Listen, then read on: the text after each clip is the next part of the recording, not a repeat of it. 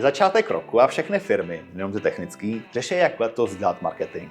Vzpomnou si v zasedačce k tabule a píšou: potřebujeme nový web, budeme víc postovat na LinkedIn, dáme našemu psovi kameru na hlavu a natočíme, jak běhá po firmě.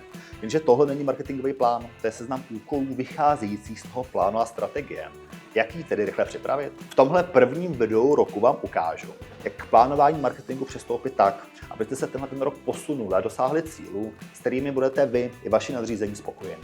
A navíc vás naučíme, jak si svoji práci trošku obhájit. A na webu Marketing a svět techniky najdete krásný článek, kde jdeme ještě víc do detailu. Link je v popisku. Takže krok 1. Než začnete plánovat nový rok, musíte se vrátit tomu minulému a vyhodnotit si, co se podařilo a co tolik ne. Hodnotit byste neměli jenom na základě pocitů, ale hlavně na základě dat. Doporučuji vám si udělat tabulku. Vypište si hlavní kampaně, projekty a aktivity, které jste během roku dělali. Pak si ke každé aktivitě zkuste vypsat, jak probíhala, kolik to stálo. Přesné otázky jsou v tom článku.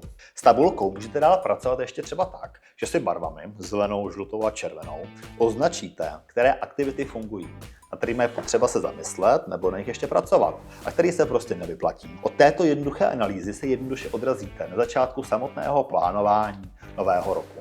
A začít byste měli u biznisových cílů. Krok 2. Nový web, ani to video se psem, totiž nejsou cíle firmy. Jsou to jenom nástroje, konkrétní výstupy. Skutečným cílem je třeba získat nové klienty, vstoupit na nový trh, nabrat zaměstnance nebo pobočku a tak podobně.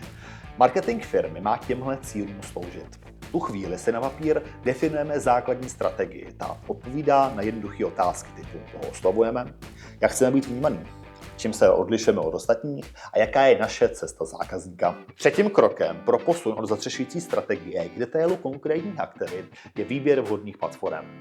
Tady už je potřeba podívat se na biznisové cíle detailnějc a zamyslet se, které platformy pro naplnění jejich cílů chcete použít. Dva příklady. Chcete prodávat? Potřebujete prodejní stránku s určitým e-shopem. Chcete posílit brand? Bude se vám hodit poutavý a vizuálně pěkný obsah. To může působit jasně, ale už výběr platform trošku definuje směr, kterým se váš marketing bude ubírat. Až ve čtvrtém kroku nastává čas na vymýšlení konkrétních výstupů, videí nebo kampaní. Je to to, co všechny baví nejvíc, ale pokud mají dosáhnout toho, co si od nich slibujete, tak musí vycházet z předchozích kroků. A i tady jsou důležitý principy. Myslete na to, ať jsou výstupy konzistentní, ať navazují na sebe a má jasný smysl ve celé vaší cestě zákazníka. Na co tedy myslet při vytváření marketingového plánu na nový rok? Hlavně na to, že funkční marketing není jenom seznam úkolů, který si rozepíšete na jednotlivé měsíce.